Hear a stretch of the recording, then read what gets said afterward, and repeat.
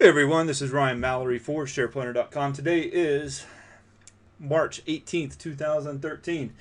We only got about 12, 13 more calendar days, and quarter one is done and over with. So um, it's been a quick month, been the first fast 3 months of the year as well. So um, what we got today, obviously, we got the news out of Cyprus. It's that little tiny island in Italy, probably more well known for its mentions in the Bible with the voyages of Paul and everything else than anything. So the fact that it's in the news today is probably um, it's very much out of the norm for them. And basically, the European Union's willing to bail them out, and as they're going bankrupt and going under like Italy and Spain and all these other countries, with one caveat that they seize about 10% of everyone's assets that are in bank accounts.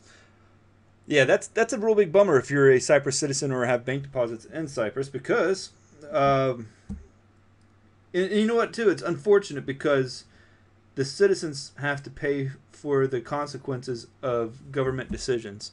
So the government makes all these bad decisions, and then what's the solution for it? Well, we're gonna basically seize everybody's wealth and pay for it that way. And it's so funny because no politician will ever apologize for, hey, I'm sorry for all the bad years of pork barreling uh, our country to death, and that's what we have going on in our country too. The only difference though is if you try to take 10% of everybody's wealth in America, you're going to have a revolution on your hands.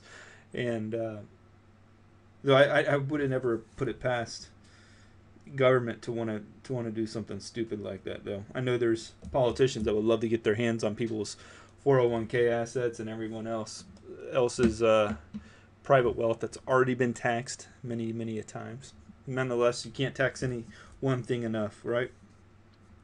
Just ask the farmer who is trying to keep their plantation after a loved one dies. You get the death tax, and they just tax wealth right there, redistributing wealth in one of the greatest forms known.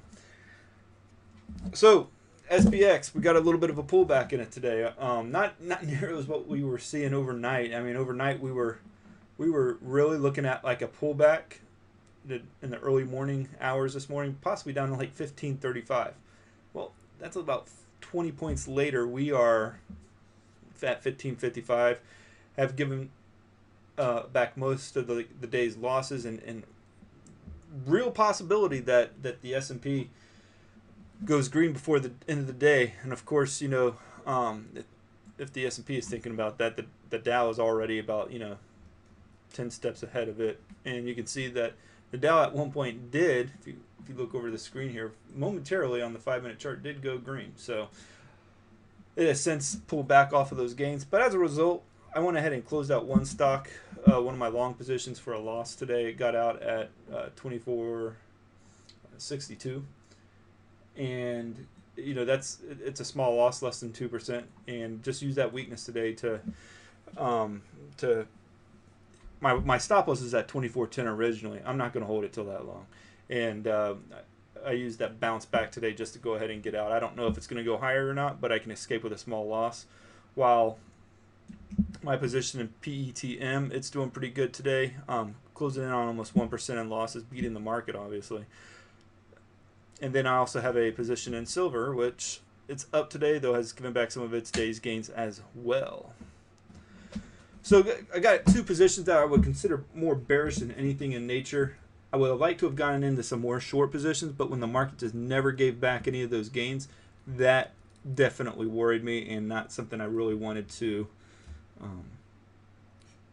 get increasingly short on. So I would probably say that this is a momentary pullback. The market had a quick reaction to Cyprus. Buyers jumped in as an opportunity to buy some stocks that had pulled back off of their scorching highs. And what we have is still the buy the dip mentality. I know there was a lot of traders last night that were really getting excited about this market, thinking that we had finally hit a peak and that they'd start being able to short this market, which I was one of them, hoping that the market would pull back enough to where I could actually start adding more short positions. But at this point, when you're seeing that kind of recovery off the lows, and that's what I was afraid of, there's no point in trying to put your capital at risk. Now, things could change and we could see a sell-off in the close, and at which point I'd be tempted to add more short positions to the portfolio. But right now, not really feeling that. In fact, I may even, if the recovery goes into strong into the close, I may even add a long position before we're done with this day. So, and the theory goes, if this market does continue to recover, my position in PETM will probably be closed out today. Ideally, though, man, if it could get below the 6150 level before the close, I mean, it would look beautiful. Even more so if it could just get below the perfect situation is if it can get below 6130. That would be about 70 cents, about another percent from where it's currently trading at. But if it does that, woo, we're going to be sitting well in this stock. And I think it probably would go sub 60 eventually. So we'll see what the day holds for this stock. And then silver too, I'm going to continue to hold this. As you can see that it is just continuing to base after testing that level right there. You could say that might be a bear flag for him, but if it breaks below, basically if it goes back below 2752, I'm going to be selling out of this one anyways. So I have a current stop loss at 2734, but probably by tomorrow the stop loss will be at 2754. So let's go ahead and look at some of the stocks in my long setups list, just in case we need to get long on anything today. Some of them have taken a beating over today's sell-off, but the one in particular, HOV, is one that I'm really watching. But it needs to get back. It needs to get back above 620. 622. So at 623, I would be willing to buy this stock.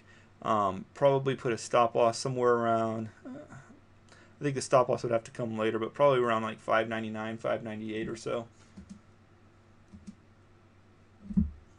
And then GNTX, you got to keep an eye on this one as it is setting up quite nicely as well. We've tried trading this one in the past with no real success, but it's getting ready to break above that level again at 2049. That could be also a stock worth getting long on. So GNTX, I'm going to continue to watch, and also let's look at some short setups here.